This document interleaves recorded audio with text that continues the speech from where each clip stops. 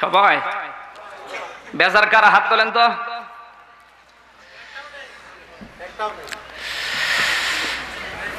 বেজার একজন, তার নাম কি? সবাই আওয়াজ করে বলেন।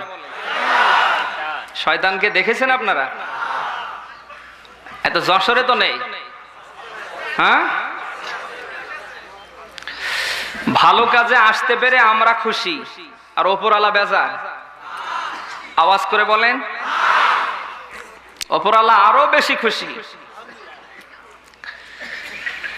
কারণ কারো হারানো জিনিস যদি হারিয়ে যায়, ওটা পাওয়ার পরে ওই মালিক যতটুকুন না খুশি হয়। আল্লাহর বান্দা বান্দির ভেতরে যখন তারা কোনো ভালো কাজে বসে যায়, ওই হারানো জিনিস পাওয়ার পরে মালিক যতটুকুন না খুশি হয়, দুনিয়ায় আল্লাহর বান্দা ভালো কাজে যখন বসে যায়, আল্লাহ তার চেয়ে বেশি খুশি হয়। কিন্তু বেজারকে আমরা খুশি করব কাকে? আর বেজার করব। আপনারা জানেন যে কোরআনে কারীমের সূরা আরাফ ৮ নম্বর পারার ১১ নম্বর পৃষ্ঠার ১৬-১৭ নম্বর আয়াতে আল্লাহ যে কথাগুলি দিয়েছে, ক্বালা ফাবিমা আগওয়াইতানি লাআকউদান্না লাহুম সিরাতাকাল মুস্তাকিম। শব্দের দিকে খেয়াল করেন। ওই সময় শয়তান বলছিল যে আল্লাহ, আপনার এই বান্দাদেরকে আমি পথভ্রষ্ট করব ভালো ভালো রাস্তার, সঠিক রাস্তার মোড়ে মোড়ে। কথা শুনতেছেন? ১৭ নম্বর আয়াতে আল্লাহ দিলেন, ওদেরকে আমি আঘাত করব সামনে থেকে, পিছনে থেকে, ডানে থেকে, বামে থেকে। এ কথা শয়তানের। কার? সবাই বলেন। এই দুইটা আয়াত সামনে নিয়ে এতটুকুন আমরা বলতে পারি, পৃথিবীর কোন খারাপ জায়গায় কেউ দুনিয়ায় বাধা দেয় না, থানার পারমিশনও লাগে না। আওয়ামী লীগের সভাপতি সেক্রেটারিকে মাহফিলের ব্যানারে সভাপতিও বানা লাগে না। এই কথা বলে না কেন? কিন্তু দুনিয়ার ভালো জায়গায় ভালো কাজ করতে গিয়ে আপনি তাকিয়ে দেখেন, থানার প্রশাসনের অনুমতি লাগে, ডিসিএসপির অনুমতি লাগে, এলাকার সেটু নেতার নাট বল্টুল মার্কা নেতারও এখানে অনুমতি লাগে। এ দেশে তো নেই।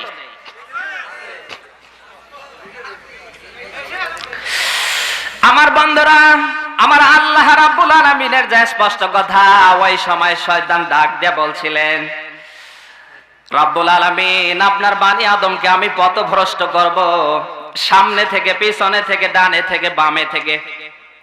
আর সঠিক রাস্তা যেখানে, এই সঠিক রাস্তার মোড়ে মোড়ে আমি শয়তান ওদেরকে ধোঁকা দেওয়ার জন্য ওত পেতে পেতে বসে থাকবো। আজও বাংলার মাটিতে আপনি তাকিয়ে দেখেন, খারাপ জায়গায় কোনো সমস্যা নেই, যত সমস্যা হয় ভালো জায়গায়। কিয়ামতের ময়দান যেদিন কায়েম হবে, আমার আল্লাহর বানানা ৮টা জান্নাত, আমার আল্লাহর বানানা ৭টা জাহান্নাম। ও বাংলার মানুষ, ওই দিন জান্নাতের ভেতরে মানুষ যাবে কম, কিন্তু জাহান্নামে মানুষ যাবে। সবাই বলেন। আজ দুনিয়ায় ভালো জায়গায় ভালো কাজে মানুষ খুঁজে পাওয়া যায় না। যত খারাপ কাজ, যত খারাপ জায়গা, মানুষকে খবর দেওয়াও লাগে না। বোঝা লাগবে দুনিয়ায় ভালোটা যেটা মানুষ গ্রহণ করে বুঝে সুঝে, ওই ভালো জায়গাটা পছন্দ কার? সবাই বলেন। দুনিয়ায় খারাপ জায়গায় যত মানুষ যাবে, বোঝা লাগবে এই মানুষগুলি সব শয়তানের দোসর। কি আপনি রাগ করলেন? আজ তাকিয়ে দেখেন, ভালো কাজ করতে গিয়ে কত বাধার উপর বাধা, আর খারাপ কাজ করতে যান কোনো বাধা নেই, কিচ্ছু লাগে না। আমার তো মনে হয় শয়তান এগুলি তাকিয়ে দেখে আর শয়তান মুস্কি মুস্কি হাসে। ওই তোদের মতো ২, ৪, ৫, ১০, ১৫, ২০ জন একজন এই এলাকায় যশোর জেলায় থাকলে ও ছাতা আমার আসার দরকার নেই।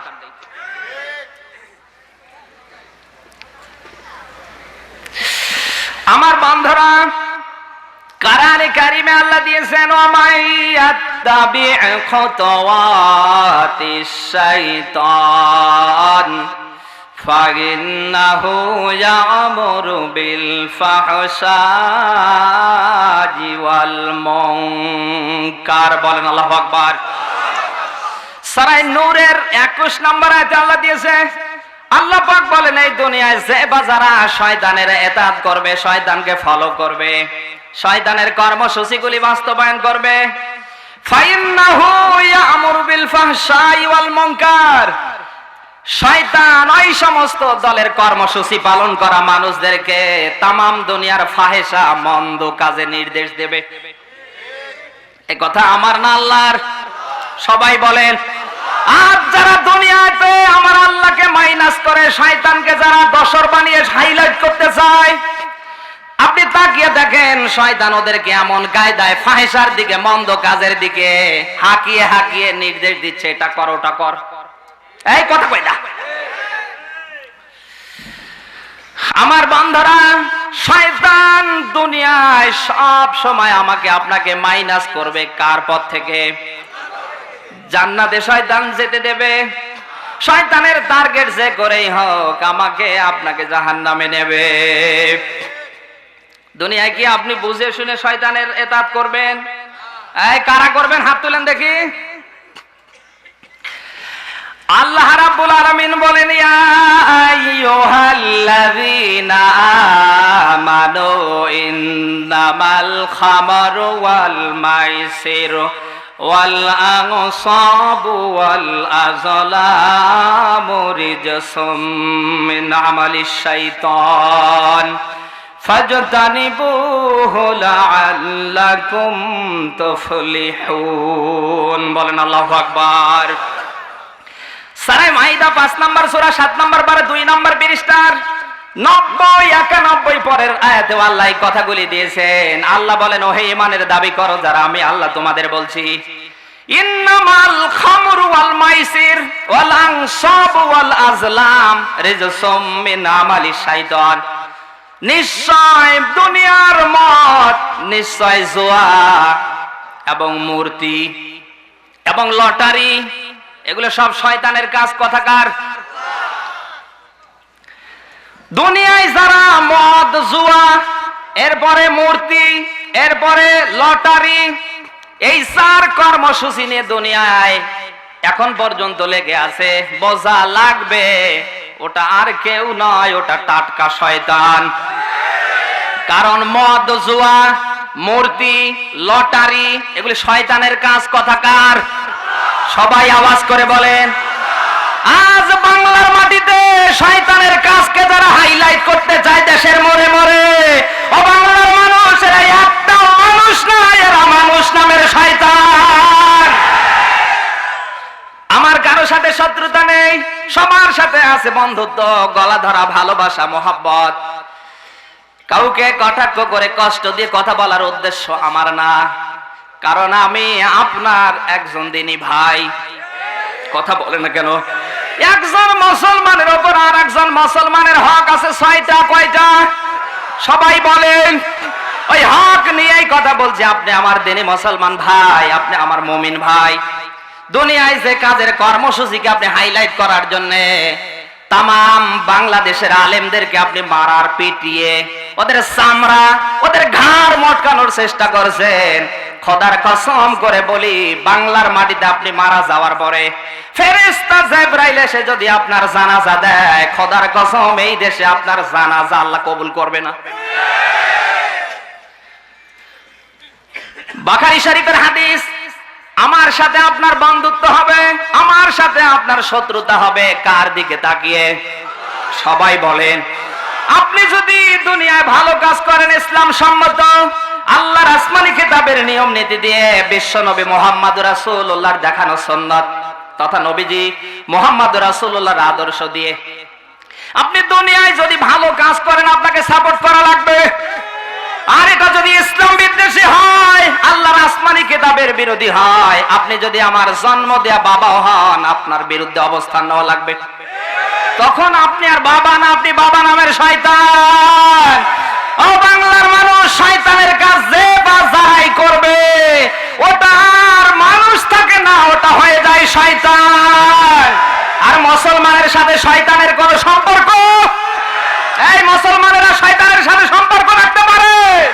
ওই সমস্ত শয়তানকে বর্জন করতে কারা রাজি? হাত তুলে আল্লাহকে দেখান, লিল্লাহি তাকবীর। আল কোরআনের আলো।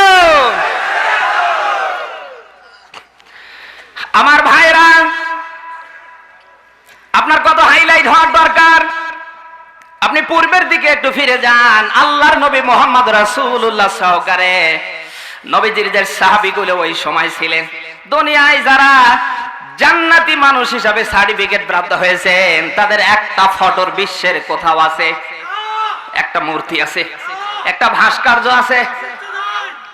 ও বাংলার মানুষ, আবু বকরের মতো মানুষের নামে এই দেশে উচ্চারণ হলে সঙ্গে সঙ্গে মানুষ বলে রাদিয়াল্লাহু তাআলা আন। কথা বলে না কেন? তাদের একটা পিকচার নেই, একটা ফটো নেই।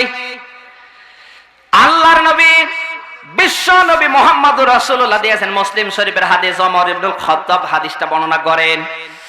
আল্লাহর নবী বলেন, ইন্নাল্লাহা ইয়ারফাউ বিহাযাল কিতাবি আকওয়ামা ওয়া ইয়াদাউ বিহি আফারিন, রাহুল মুসলিম। আল্লাহ ওই সময় বিশ্ব নবী মুহাম্মদুর রাসূলুল্লাহর উপরে যে আনিত জীবন ব্যবস্থা, তার নাম কি? সবাই বলেন। এই কোরআনে কারীমকে ওই সময় যারা মান্য করেছে, শুধু কোরআনে কারীমের ইজ্জতে, কোরআনে কারীমের সম্মানে আল্লাহ তাদের এত ইজ্জত আর সম্মান দিয়েছে, তামাম দুনিয়ার মানুষের কাছে তাকিয়ে দেখেন ওই আবু বকর আছে না নেই? কিন্তু এই সময় কোরআনে কারীমের নিয়ম নীতিকে, কোরআনে কারীমকে দুনিয়া থেকে উৎখাত করার জন্য এই যে আবু জাহেল, এই যে আবু লাহাব, ওই সময় মক্কার বড় বড় নেতারা লেগে পড়ার কারণে আমার আল্লাহ তাদেরকে এতটা কালার করে দিয়েছে, এতটা ঘৃণিত করে দিয়েছে। তামাম দুনিয়া ঘুরে ঘুরে দেখেন, মুসলমানদের কথা বাদ দিয়ে দেন, কোন হিন্দুর ভেতরে, বৌদ্ধের ভেতরে, খ্রিস্টানের ভেতরে, কারো ভেতরে আবু জাহেল আর আবু লাহাবের কেউ নেই। এই আছে? আল্লাহ যদি কাউকে হাইলাইট করে, তামাম দুনিয়ার মানুষ তাকে হাইড করতে চাইলেও পারবে না। পারবে? আর আজ আমরা নিজেরা হাইলাইট হওয়ার জন্য কত কিছু করছি।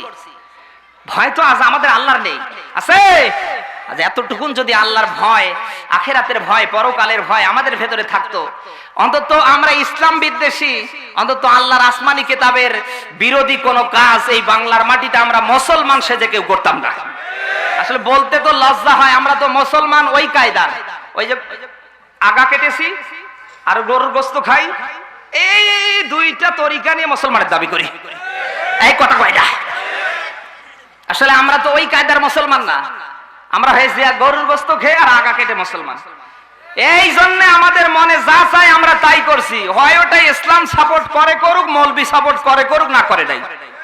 কথা বল না কেন? হয় আমার এ দেশে ঈমান থাক আর না থাক। কি এ দেশে এমনটা চলছে না?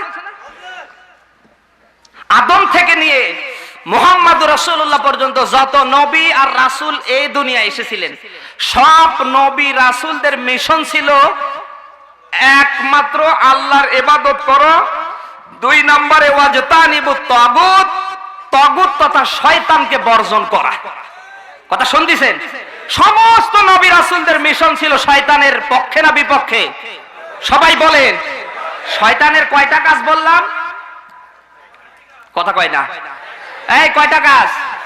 একটা হলো মদ, 2 নম্বরে হলো জুয়া, 3 নম্বরে হলো মূর্তি। আমাদের এই দেশে তো এখনো শুরু হয়নি। না না, এই দেশে তো ওই যে মা দুর্গা পূজার, কালী পূজায় দেখা যায়, আর তো নেই। সুবহানাল্লাহ। না,